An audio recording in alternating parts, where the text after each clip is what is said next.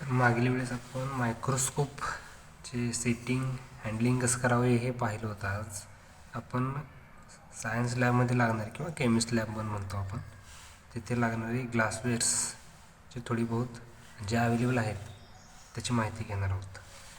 तर पहिला आहे बिकर, ग्लास बिकर. तर हे वेगवेगळ्या साईजमध्ये असतात. आता जसं की हे 80 ml आहे, हा 100 ml आहे आणि हा 500 ml आहे, 200 ml असतो, 250 ml असतो. जशी प्रॅक्टिकलला रिक्वायरमेंट आहे त्याप्रमाणे हे बिकर्स किंवा इतर साहित्य वापरलं जातं त्या साईजनुसार. तर हे आहेत बिकर्स. हे आहे ग्लास डिश. थोडी बहुत सॅम्पल किंवा सोलूट ठेवण्यासाठी आपण वापरतो. त्यानंतर आहे ग्लास रॉड. तर ग्लास रॉड आपण सोलूट एखादं समजा मिक्स करायचं आहे, पण सोलूट याच्यामध्ये बिकरमध्ये इन्सर्ट केलं, वॉटर ॲड केलं आणि समजा ड्युरिंग स्टरिंग जर काही सोलूट राहिले तर त्याला इथून थोडे फोडून परत स्टर करून वापरतो. त्याच्यासाठी आहे ग्लास रॉड. तर ग्लास रॉडचं एखादं एंड असं ब्लंट असतं आणि इकडे पकडण्यासाठी हे असतं. तर हे याच्यासाठी की सोलूट पार्टिकल्स थोडी बहुत आपल्याला इथे फोडता यावीत व लवकर डिझॉल्व व्हावेत, याच्यासाठी याचं हे डिझाईन अशी असते, त्याला म्हणतात ग्लास रॉड. तर हे आहे ब्राऊन कलर दिसतं, याला म्हणतात आपण रबर कॉर्क. आता हे 2 होल आहे म्हणजे, आणि हे जे आहे हे आहे थिसल फनेल. हिटिंगच्या किंवा इव्हॅपोरेटिंगच्या एक्सपेरिमेंटला आपण काही केमिकल्स ॲड करायचे असतो तेव्हा आपण इथून ॲड करतो थिसल फनेलमधून, जेणेकरून ते खाली येऊन इथून खाली बिकर किंवा राऊंड बॉटम फ्लास्क असतो त्याच्यामध्ये ते ॲड होतात. आणि हे दुसरं होल थर्मामीटरसाठी, जेणेकरून खाली किती टेम्परेचर आहे ते आपल्याला थर्मामीटरने कळतं, त्यामुळे हे होल थर्मामीटरसाठी आहे. आता हे 2 होल आहे म्हणजे हे 1 आणि हे 2 असे सिंगल होलचं पण असतं, जसं की हे सिंगल होल. आणि हे आहे डबल बेंड ट्यूब. हिटिंगच्या एक्सपेरिमेंटच्या दरम्यान गॅस एक्सचेंज किंवा आयन एक्सचेंज करण्यासाठी हे वापरलं जातं. त्यानंतर हे आहे चायना डिश. आपण वॅक्स जे मेल्टिंग होतं ते याच्यामध्ये हे आपण वापर करतो, त्याच्यामध्ये वॅक्स ठेवून हिटिंग घालून देतो. हे पण आहे, हे क्रुसिबलच्या आकाराचं आहे. क्रुसिबल याच्यापेक्षा थोडं हार्ड असतं. हे आहे त्याच मटेरियलचं आहे, फक्त शेप वेगळा आहे. हे आहे क्रुसिबल म्हणू शकतो आपण याला. नंतर आहे ग्लास फनेल.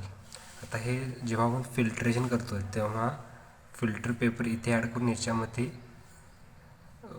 फिल्टर्ड होतो आणि याच्यामधून फिल्टर पेपर असल्यामुळे सोलूट इथेच फिल्टर पेपरवरती अडकले जातात आणि जे बाकीचे वस्तू लिक्विडमध्ये आहे जे आपल्याला खाली कुठेतरी बिकरमध्ये किंवा या कोनिकल फ्लास्कमध्ये आपण कवर करतो किंवा साठवून ठेवतो. दुसरं आहे, याला म्हणतात कोनिकल फ्लास्क. तर हे बघू शकता 250 ml आहे. आता हे टायट्रेशनच्या एक्सपेरिमेंटच्या दरम्यान जास्त वापरले जातात. आता हे 250 ml आहे, त्याच्यापेक्षा लहानही असतो. जसं की मगाशी सांगितल्याप्रमाणे ज्या प्रकारे प्रॅक्टिकलची रिक्वायरमेंट आहे त्या प्रकारे साहित्याची साईज शेप आपण घेतो. तर हे आहे लहान कोनिकल फ्लास्क. आणि जसं मगाशी होतं की फनेल, तर हे लहान फनेल पण आहे आणि हे मोठं फनेल पण आहे.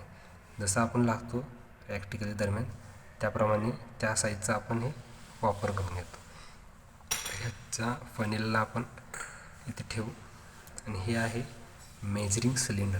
आता याच्यामध्ये तुम्ही मार्किंग बघू शकता 10 पासून 100 आहे. याच्यापेक्षा लहान साईजचा असतो, हे ml मध्ये आहे. आणि हे 100 ml आहे आणि हे 50 ml आहे. हे पहा, शक्यतो मेजरिंग करून घेण्यासाठी हे आपण वापरतो.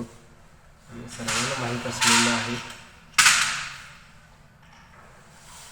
याला म्हणतात टेस्ट ट्यूब. आणि हे आहे टेस्ट ट्यूब स्टँड. आता हे टेस्ट ट्यूब स्टँड मोठा आहे, याच्यामध्ये आपली कपॅसिटी आहे 48 टेस्ट ट्यूब याच्यामध्ये एका वेळी बसू शकतात. क्लिनिक पण आपण याच्यामध्ये ठेवतो आणि हे ड्युरिंग प्रॅक्टिकल वेळेस आपण हे वापरतो. याची कपॅसिटी 6 आहे. आता क्लिनिक कोण झालं तरी आपण हे इथे उलटं ठेवतो आणि जेव्हा लागणार असेल तेव्हा आपण हे असं उभं ठेवतो. हे पण टेस्ट ट्यूब स्टँड आहे आणि हे पण टेस्ट ट्यूब स्टँड आहे. आणि हे आहे टेस्ट ट्यूब. आता टेस्ट ट्यूब मोठी पण असते. आता ही एक टेस्ट ट्यूब बघा आणि ही पण साईज कंपॅरिझन करू शकता तुम्ही. ज्या प्रकारे प्रॅक्टिकल रिक्वायरमेंट असते त्याप्रमाणे आपण टेस्ट ट्यूब वापरतो. हे आपण याच्यामध्ये व्यवस्थित ठेवू, व्यवस्थित हाताळावं, कारण पूर्ण साहित्य काचेचं आहे, फ्रॅजाईल आहे, म्हणजेच थोडा जरी धक्का जास्त लागला तरी ते फुटू शकतं. त्यामुळे काचेचं साहित्य आपण व्यवस्थित हाताळावं. त्याच्यानंतर आहे ब्युरेट. याच्या ब्युरेटवरती पण मार्किंग होतं शक्यतो. आता ही आहे आपण स्कूल लेवलची असल्यामुळे आपल्याकडे आहे 25 ml पर्यंतची आहे, ते बघू शकता 25 ml पर्यंतची आहे. याच्यापेक्षा मोठेही असतात, 50 mlच्याही असतात तरी आहे. आणि याला म्हणतात पिंच कॉक. हे आपण प्रेस केल्यानंतर वरून जे काही असेल ते आपण हे ड्रॉप वाईज खाली टायट्रेशनच्या वेळेस वापरू शकतो. हे आहे पिंच कॉक आणि या पूर्ण असेंब्लीला म्हणतो आपण ब्युरेट. त्याच्यानंतर आहे हे सेपरेटिंग फनेल. तर सेपरेटिंग फनेलमध्ये इथे हा नॉब असतो जो मुव्हेबल असतो. आता हा उभा केला आपण म्हणजे वरचं लिक्विड खाली येतं आणि आडवा केला तर वरूनचं लिक्विड खाली येणार नाही. ड्युरिंग आपण ऑइल आणि वॉटर सेपरेटिंगच्या प्रॅक्टिकल वेळेस हे तुम्हाला व्यवस्थित आपण सांगतो. तर याला म्हणतात सेपरेटिंग फनेल. ही सर्वांना माहिती असलेली आपली ग्लास साईड. तर वेगवेगळे आपण सेक्शन घेतो किंवा स्लाईड्स तयार करत असते वेळेस हे स्लाईड आपण वापरतो ग्लास साईड. आणि त्याच्यावरती आपण ठेवत असतो हे लहान जे चौकोन असतात याला म्हणतात कवर्स, ग्लास कवर असते. ही अशामध्ये असते जेणेकरून इतरत्र पसरू नये. पॅकेटमध्ये असते, त्याला म्हणतात कवर स्लिप. जेव्हा आपण एखादा स्लाईड घेतो किंवा स्पेसमन घेत असतो किंवा कट, स्पेशली आपण समजा ओनियन कट घेत असेल, ओनियन पील आपण या ग्लास स्लाईडवर ठेवतो. स्टेनिंग करून झाल्यानंतर व्यवस्थित दिसावं याच्यासाठी आपण ही कवर स्लाईड त्याच्यावर ठेवतो, जेणेकरून ते तयार होतं आणि आपल्याला ते मायक्रोस्कोप खाली बघता येतं व्यवस्थित. तर याला म्हणतात ग्लास स्लाईड आणि ही चौकोनी जी आहे त्याला म्हणतात आपण कवर स्लाईड. त्याच्यानंतर आहे हे टेस्ट ट्यूब होल्डर. तर टेस्ट ट्यूब होल्डर का नावाचं आहे, टेस्ट ट्यूब होल्ड करण्यासाठी आहे. टेस्ट ट्यूब होल्डर हे बघा.